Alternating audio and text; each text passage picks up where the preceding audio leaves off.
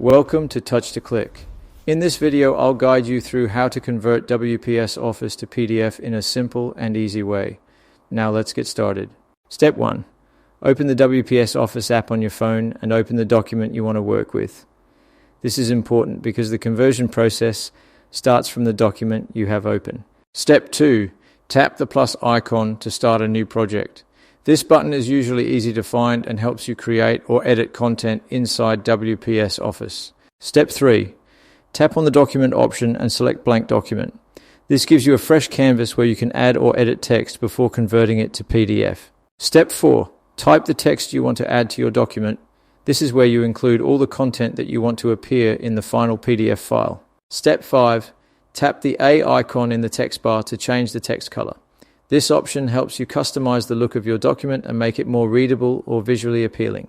Step 6. Adjust the text size to fit your requirement. Choosing the right size is important so your text looks clear and professional in the PDF. Step 7. Tap on the plus button and then tap on the three dots.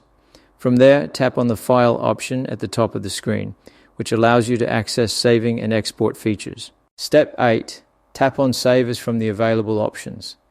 This option lets you choose a different file format instead of saving it as a regular document. Step 9.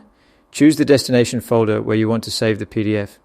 Picking the right folder makes it easier to find your file later. Step 10. Tap Save to convert the document to PDF. Once saved, your file will be successfully converted and ready to share or use.